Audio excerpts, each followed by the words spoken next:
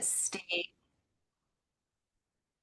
recording and community corrections. Thank you, Sam. Community corrections is primarily funded through the Department of Corrections, the Community Corrections Program.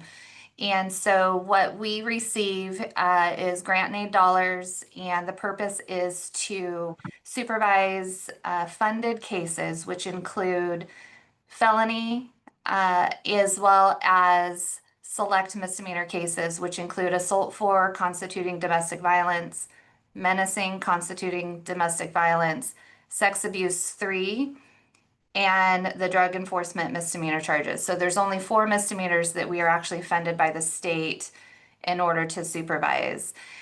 So the money that the state provides to us, they require that we put together a Community Corrections Act plan, which we call a CCA plan. And so that is what has been sent out to you. Part of that plan is we have to identify all of the programs, all the money that we receive for those programs, and how it is divvied up. So ultimately, what you've received is my department, my adult division, all the monies that we receive, including the state funding. We do receive county general dollars to supervise unfunded cases. So those are all those other misdemeanors, the assault 4s that are not domestic violence, the DUIs, the harassments, the trespassing, all of those other charges that the court puts on supervised probation. So we are very fortunate that the county supports that. So there's county dollars in there as well. Justice reinvestment money is not included in there, as you would see, because we do not receive any of the formula justice reinvestment. We did receive a competitive grant through justice reinvestment, and so that has been included in our supervision.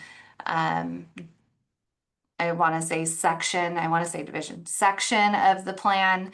And the purpose of that, as you guys may recall, was to put together a downward departure caseload. So we'll have a PO that oversees all downward departure cases. Not all of them, but however many we can get on one caseload for a PO to supervise. So ultimately, that's what I've provided. Part of the contract requirements is that it is reviewed and approved by the LPSCC, which is why we're here. And so what I am requesting is a letter from LPSCC to the Polk County Board of Commissioners identifying approval of the plan. So the Board of Commissioners can then sign the contract and we can hence get our funding. We needed to do a special meeting primarily because it was actually due 2 weeks ago. And since we're in the new part of a quarter, we won't receive any funding until they get the contract back. So they're holding our check at this point. So that's why we needed a special meeting instead of waiting until the next meeting, which was November 3rd. Then we wouldn't receive a check until December, almost 2 quarters behind. So that's why we requested a special meeting. So are there any questions or concerns that anybody has regarding the Community Corrections Act plan or my department in general? Because ultimately that's what it describes. Well, not a question exactly, not a concern exactly, but just I guess, a procedural question. Yeah, assuming that we bless this today, which I'm sure is a balance of probability, when would you actually get the check? So once this is blessed and our chair signs a letter, then we would submit the contract with the letter to the Board of Commissioners. So then it would go to, I believe, whatever their next agenda is for approval. So the Board of Commissioners then has to sign it. Then I have to submit the contract with the letter, and then I wait. So my understanding is it's all teed up. They're just waiting for the contract. So I should be able to have it at least by the end of this month is my understanding, as long as timeframes go. And the other piece too is part of the funding in there, we receive what's called Measure 57 funding. We have a separate contract for that, and that's being held up as well for this. So ultimately, our grant and aid contract with the Department of Corrections has to receive approval before we receive any of our state dollars. So it's just red tape is what it is, unfortunately. I just have just not even really related, but sort of in that document. Do you guys actually use electronic monitoring? We do. Oh, okay.